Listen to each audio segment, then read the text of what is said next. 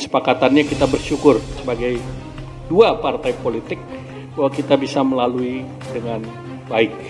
Dan untuk itu komunikasi wajib hukumnya, sehingga kita saling tahu dan saling ada pengertian. Partai Golkar dan Partai Nasdem terus mendorong agar pemilihan umum itu dilakukan secara terbuka.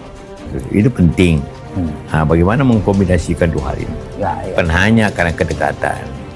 Ya, saya juga selalu saya bilang saya memilih berdasarkan kriteria. Kriterianya itu punya leadership yang kuat. Yang kedua itu punya pengalaman. Tiga, punya kecerdasan. Karena suatu negara besar ini hanya kalau suatu negara besar begini tanpa diurus oleh orang tidak berpengalaman, untuk jadi wali kota boleh lah. Tapi kalau mengurus negeri dengan penduduk 170, luas pulangnya, tanpa pengalaman kepemerintahan, susah. Ketiga, track record yang baik. Dari kriteria-kriteria itu, menurut saya, yang paling mendekati Anies.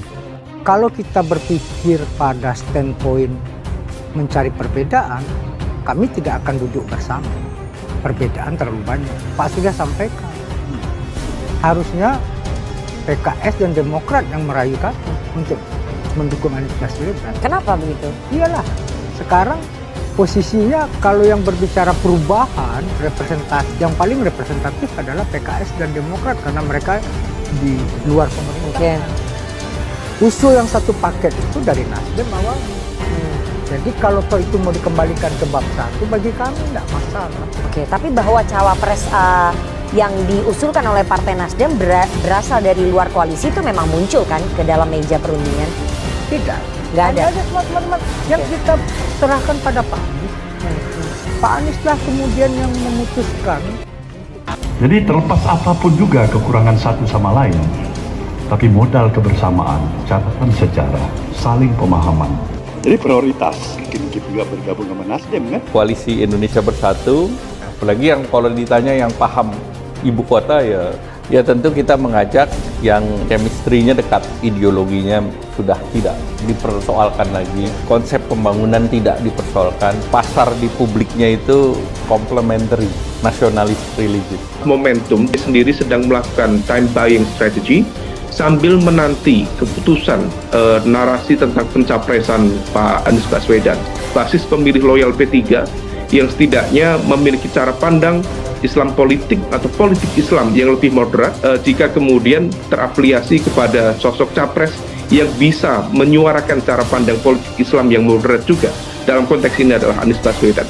Besar kemungkinan fragmentasi, dan fragmentasi utama yang akan terjadi adalah bergeraknya P3 dari internal KIB untuk bergabung dengan Anies Baswedan. Wakil Ketua Umum DPP Partai Golkar Erwin Aksa mengungkap visi dan misi partai berlambang pohon beringin tersebut di akun Twitternya. Netizen pun riuh menanggapi dan menilainya sesuai dengan apa yang dicita-citakan oleh Anies Baswedan. Karena itu tidak sedikit yang mempertanyakan apakah itu sebagai kode bahwa Golkar akan merapat ke Koalisi Perubahan untuk Persatuan (KPP) gabungan partai pendukung Anies yang terdiri dari Nasdem, Demokrat, dan PKS.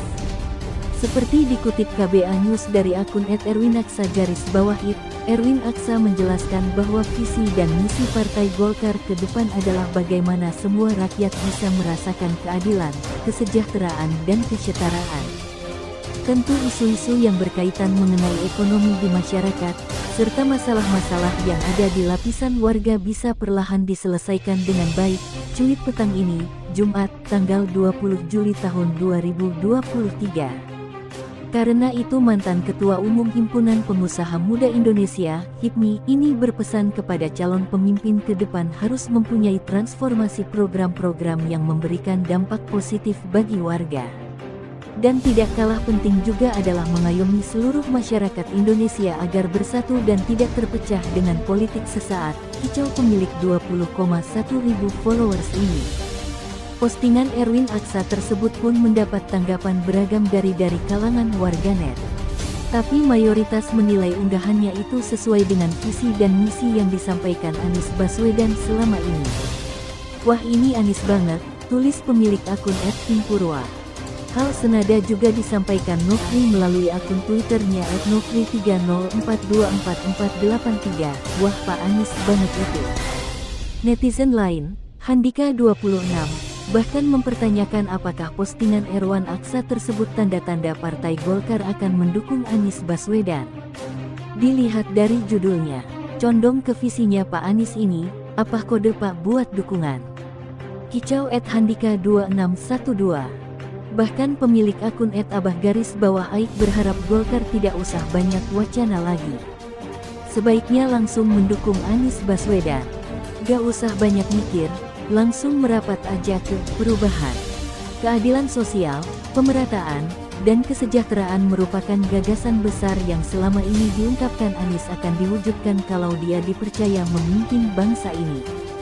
Saat menyampaikan pidato kebangsaan dengan tema "Luruskan Jalan, Hadirkan Keadilan" dalam acara Deklarasi Relawan Amanat Indonesia Anies di lapangan tenis indoor, Kompleks Gelora Bung Karno GBK Senayan, Jakarta, Minggu, tanggal 7 Mei tahun 2023 lalu. Misalnya, Anies menjelaskan bangsa ini telah berhasil membentuk 4 kesatuan, yaitu Kesatuan Bangsa, Tanah Air, dan Bahasa lewat Sumpah Pemuda 1928, Kesatuan Negara lewat Kemerdekaan 1945, Kesatuan Negara Kesatuan Republik Indonesia lewat Mosi Integral Muhammad Natsir tahun 1950, dan Kesatuan Wilayah Teritorial lewat Deklarasi Juanda pada tahun 1957 yang kemudian diakui dunia lewat pengesahan United Nations Convention on the Law of the Sea UNCLOS pada 1982.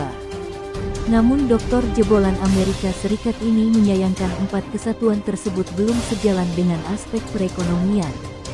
Saat ini realitas kemakmuran rakyat masih berbeda-beda. Karena itu ke depan kita berbicara tentang melaksanakan janji kemerdekaan. Janji kemerdekaan ini ada kalimat terakhir dalam pembukaan Undang-Undang Dasar 45, yaitu menghadirkan keadilan sosial bagi seluruh rakyat Indonesia, tegasnya penuh semangat. Dalam pidato lebih dari 30 menit tersebut, dia pun memastikan mewujudkan satu perekonomian, satu kesemakmuran akan menjadi agenda utama kalau dipercaya rakyat Indonesia memimpin negeri ini. Bukan kemakmuran tinggi di satu kota dan rendah di wilayah lain. Bukan kemakmuran tinggi di satu pulau dan lemah di tempat lain. Kita ingin ketimpangan-ketimpangan seperti ini dibereskan untuk semuanya, tandasnya. Sementara Golkar sendiri sebagaimana diketahui pada awalnya bergabung dalam Koalisi Indonesia Bangkit KIP bersama PPP dan PAN.